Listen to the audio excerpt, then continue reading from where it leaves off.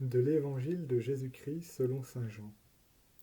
En ce temps-là, au cours du repas que Jésus prenait avec ses disciples, il fut bouleversé en son esprit. Et il rendit ce témoignage: Amen, Amen, je vous le dis, l'un de vous me livrera. Les disciples se regardaient les uns les autres avec embarras, ne sachant pas de qui Jésus parlait. Il y avait à table, appuyé contre Jésus, l'un de ses disciples, celui que Jésus aimait. Simon-Pierre lui fait signe de demander à Jésus de qui il veut parler.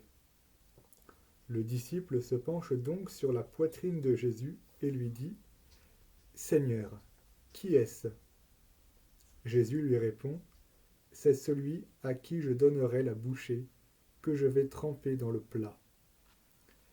Il trempe la bouchée et la donne à Judas, fils de Simon l'Iscariote. Et quand Judas eut pris la bouchée, Satan entra en lui. Jésus lui dit alors: Ce que tu fais, fais-le vite. Mais aucun des convives ne comprit pourquoi il avait dit cela. Comme Judas tenait la bourse commune, certains pensèrent que Jésus voulait lui dire d'acheter ce qu'il fallait pour la fête, ou de donner quelque chose aux pauvres. Judas prit donc la bouchée et sortit aussitôt. Or, il faisait nuit. Quand il fut sorti, Jésus déclara: Maintenant le Fils de l'homme est glorifié, et Dieu est glorifié en lui. Si Dieu est glorifié en lui, Dieu aussi le glorifiera, et il le glorifiera bientôt. Petits enfants, c'est pour peu de temps encore que je suis avec vous. Vous me chercherez, et comme je l'ai dit aux Juifs, là où je vais, vous ne pouvez pas aller. Je vous le dis maintenant, à vous aussi. Simon-Pierre lui dit: Seigneur, où vas-tu? Jésus lui répondit: Là où je vais, tu ne peux pas me suivre maintenant. Tu me suivras plus tard. Pierre lui dit: Seigneur, pourquoi ne puis-je pas te suivre à présent? Je donnerai ma vie pour toi. Jésus réplique: Tu donneras ta vie pour moi. Amen, amen, je te le dis. Le coq ne chantera pas avant que tu m'aies renié 3 fois. Acclamons la parole de Dieu. Nous sommes juste après le lavement des pieds. Jésus vient de laver les pieds de ses disciples comme prémisse à son nouveau commandement. Aimez-vous les uns les autres comme je vous ai aimé.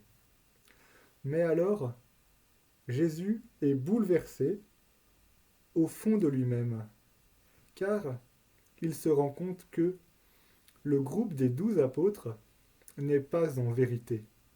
Il est impossible de vivre du commandement de l'amour si nous ne sommes pas en vérité avec le Christ. Et c'est pourquoi il dit: L'un de vous va me livrer. Alors il faut se rendre compte que l'ambiance, qui était déjà un peu sérieuse suite au lavement des pieds, est maintenant très tendue. Les disciples s'interrogent: mais est-ce moi qui vais trahir? Il faut s'imaginer le Christ à l'espace cardinal qui réunit ses amis et qui vous dit: l'un de vous va me livrer. Certainement, au fond de chacun d'entre nous, une petite panique commence à grandir. Alors, Pierre fait signe aux disciples bien-aimés de demander à Jésus qu'il éclaircisse un peu la situation. Bon, c'est qui? Qui est-ce qui va livrer le Christ? Alors, le Seigneur fait un geste un peu inhabituel. Plutôt que de dire c'est toi, non. Il nous dit c'est celui qui va prendre la bouchée que je lui tends. Alors on voit cette liberté que le Seigneur va laisser à Judas. Car il lui tend la bouchée, mais Judas aurait pu refuser. Il aurait pu dire « Non, Seigneur, je ne vais pas prendre cette bouchée, je te demande pardon d'avoir eu cette envie, cette idée de te trahir, mais non, je refuse de le faire. » Malheureusement, Judas accepte cette bouchée et alors il ouvre son cœur à la présence du démon. Et c'est ce que nous dit Saint Jean, Satan entra en lui. Même si Jésus sait que Judas va maintenant le trahir, il laisse encore cette possibilité de revenir. Ce que tu fais, fais-le vite. Ce verset est un peu difficile à comprendre. Peut-être que Jésus invite Judas à revenir malgré tout, à implorer la miséricorde d'un Dieu, d'un amour infini. Même si Jésus sait que certainement Judas finira par se donner la mort, il lui laisse cette possibilité. Il le laisse libre de revenir. Malgré cela, on voit que les disciples sont perdus. Jésus leur a dit qui allait le renier, le trahir, mais ils ne comprennent pas. Et nous non plus, nous avons du mal à comprendre comment c'est possible. Alors, Jésus continue devant ce qui est dur à comprendre. Il leur dit, maintenant, je vais vous quitter. Et là où je vais, vous ne pourrez pas aller. Alors pour ces disciples qui ont vécu ces années avec lui, c'est encore quelque chose de difficile à entendre.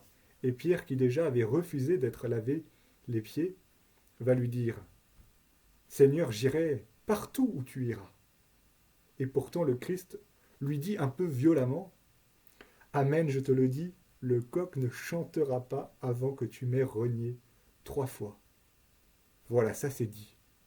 Pierre, écoute, tu vas me renier.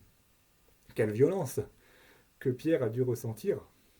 En fait, il n'y croit pas. Et dans la suite de l'évangile, on le sait qu'il se défendra. J'irai jusqu'à la mort, j'irai pour toi. Mais Jésus sait que, malgré cela, Pierre va revenir vers lui.